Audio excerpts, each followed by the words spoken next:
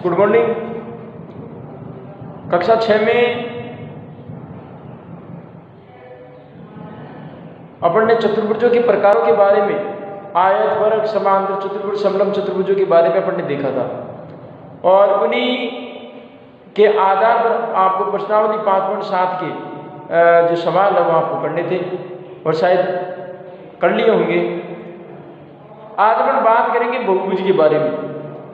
आपने 3 भुजाओं वाली आकृतियां और 4 भुजाओं वाली आकृतियों के बारे में तो आपने सुना है कि 3 भुजाओं वाली आकृति त्रिभुज की श्रेणी में आती है और 4 भुजाओं वाली आकृतियों के अंदर चतुर्भुज, आयत, वर्ग, समांतर चतुर्भुज, समचतुर्भुज, समलंब चतुर्भुज, इस प्रकार की आकृतियां आती है। तो ये जो चतुर्भुज है इसके आधार पर तो ये आपकी आकृतियां आती है। अब क्या ऐसी भी कोई आकृतियां होती है जिनमें 4 या 4 से अधिक भुजाएं हों? 4 या 4 से अधिक भुजाएं हों। जैसे आपके मकान के अंदर ऊपर छत वाली जो रेलिंग होती है, इस प्रकार से आप डिजाइन बनाते हैं। इस आकृति में जरा आप देखें कितनी भुजाएं हैं। अनेक भुजाओं वाली आकृतियां हैं और आकृतियां बहुत ज्यादा आकृतियां हैं, इसमें रेखाओं की संख्या ज्यादा है। इस प्रकार के अपन डिजाइन बनाते हैं। तो ये जो आकृतियां होती हैं ये आकृतियां आपकी बहुभुज कहलाती है। ये आकृतियां बहुभुज कहलाती है। पहले के जमाने में जो सिक्के आते थे उसमें रेखाओं की संख्या कभी 4 आती थी, कभी 5 आती थी।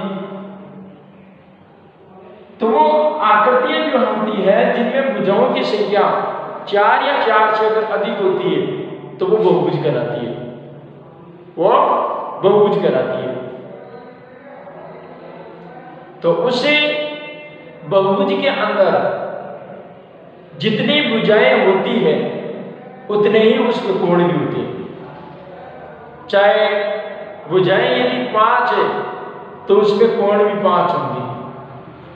यदि उसमें भुजाएं यदि 6 है तो उसको उसके अंदर बनने वाले कोण भी 6 होंगे। तो देखो बहुभुज में आकृति जिसमें भुजाओं की संख्या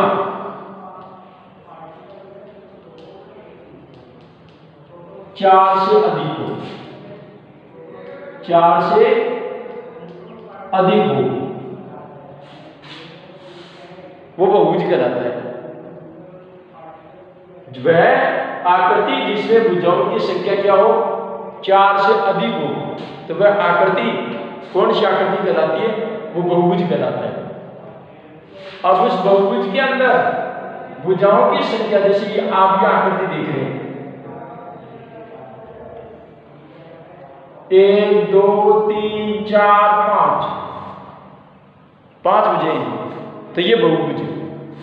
तो ऐसे बहुभुज के आधार, उनकी भुजाओं के आधार पर इनमें बहुभुज के प्रकार होते हैं।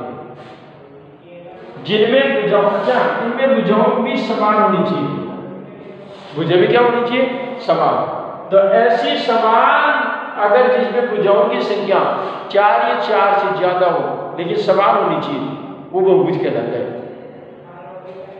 तो अगर जिनमें भुजाओं की संख्या अगर 5 है तो उसको कहा जाएगा पंचबहुभुज या समपंचबहुभुज। यदि भुजाओं की 5 भुजाएं यदि समान माप की है तो उसको कहा जाएगा समपंचबहुभुज। जिनमें भुजाओं की संख्या 5 तो हो लेकिन वो 5 भुजाएं यदि समान हो तो उसको कहा जाएगा समपंचबहुभुज। और उसके बाद यदि भुजाओं की संख्या यदि 6 हो तो उसको कहा जाएगा समषट्बहुभुज। समषट्बहुभुज। अगर 7 भुजाएं हो तो उसको कहा जाएगा समसप्तबहुभुज। सप्तबहुभुज। तो इस प्रकार की भुजाओं की संख्या के आधार पर इनके नामकरण होता है, भुजाओं के आधार पर इनका नाम होता है, सीधी सी बात है। अब जितनी भुजाएं होगी उतने ही उसके अंदर कोण होंगे। अगर 5 भुजाएं हैं तो 5 कोण भी होंगे, 6 भुजाएं हैं तो 6 कोण भी होंगे, 7 भुजाएं हैं तो 7 कोण भी होंगे।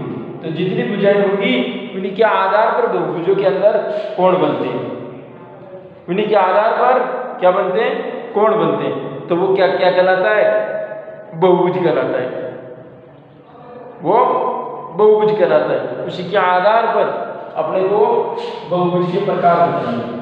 अगर जिसमें भुजाओं की संख्या 10 हो तो उसको समय 10 बहुभुज कहा जाएगा, समय 10 बहुभुज। तो भुजाओं की जैसे जैसे संख्या बढ़ेगी उस हिसाब से बहुभुज के प्रकार होंगे। तो आपकी जो प्रश्नावली है, प्रश्नावली 5.8, उस 5.8 के अंदर आपको इन्हीं बहुभुजों से जुड़े हुए आपको सवाल दे रखे हैं, उन सवालों को आपको सोल्व करना है। और सोल्व करने की भी आवश्यकता नहीं है, आपको देखना है कि पंचबहुभुज बहुभुज कौन सा है, उसका आपको भुजाओं की संख्या को गिन करके आपको बताना है कि बहुभुज कौन सा है। जैसे मैंने एक त्रिभुज एक आकृति बनाई, ये अब इस आकृति को आप गिने, भुजाओं की संख्या कितनी है, 1 2 3 4 5 6 7। तो सीधी सी बात है, सप्त बहुभुज हो जाएगा, सप्त बहुभुज हो जाएगा। तो आपकी जो आकृतियां दे रखी है उस आकृतियों को आपको गिनो और उस आकृतियों को गिन करके उन भुजाओं को गिन करके आप बता सकते हैं कि इन भुजाओं की संख्या के आधार पर ये बहुभुज कौन सा है। बस अपने को ये ध्यान रखना है। बाकी आपका प्रश्नावली जो 5.8 है इसमें पहला और दूसरा और जो तीसरे क्वेश्चन है वो आराम से हल देंगे, कोई दिक्कत वाली बात नहीं है। धन्यवाद।